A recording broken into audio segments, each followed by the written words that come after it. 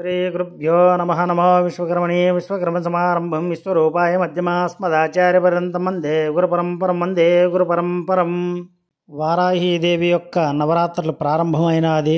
ప్రతి సంవత్సరము కూడా వారాహీదేవి యొక్క నవరాత్రులు ఆషాఢ శుద్ధ పాడ్యమి నుండి ఆషాఢ నవమి వరకు అమ్మవారి నవరాత్రులు జరుగుతాయి. ఈ నవరాత్రుల్ని గుప్త నవరాత్రులు అని కూడా అంటారు. వారాహీదేవి యొక్క పూజ రాత్రి సమయాల్లో చేస్తే అత్యంత లాభదాయకము. వారాహీదేవి ఎవరు? వారాహీదేవి ఏ దేవతా అంశము అంటే సాక్షాత్ మహాలక్ష్మీదేవి వారాహి అమ్మవారు.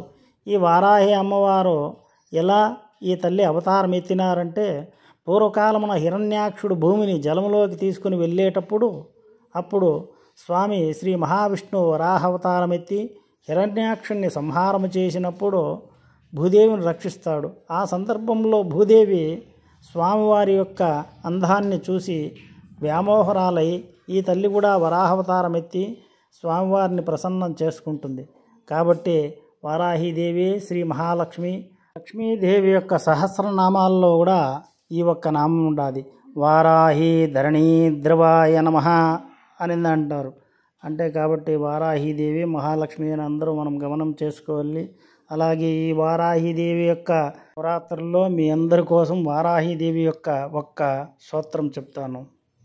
ఓం నమోస్తు దేవి వారాహి జయంకార స్వరూపిణి జపిత్వా భూమి రూపేణ నమో భగవతః ప్రియే జయ క్రోడాస్తు వారాహి దేవి త్వాం చ నమామ్యహం.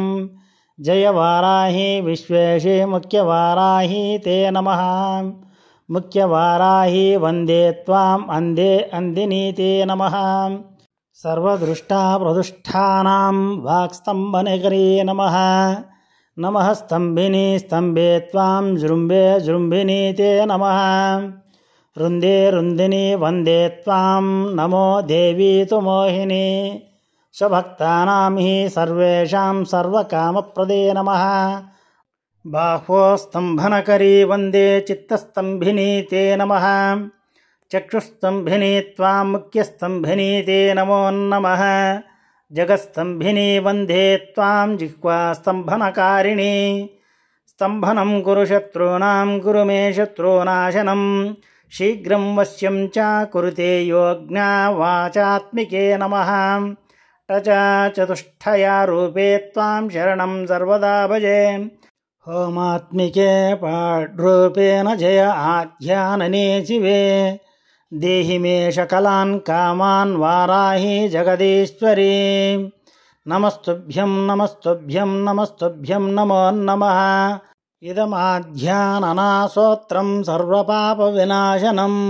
పఠేద్యః సర్వదా భక్తాపాతకైర్ముచ్యతే తదా.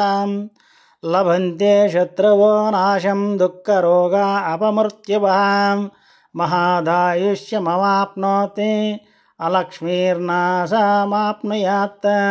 ఇది శ్రీ ఆదివరాహి స్తోత్రం సమాప్తం.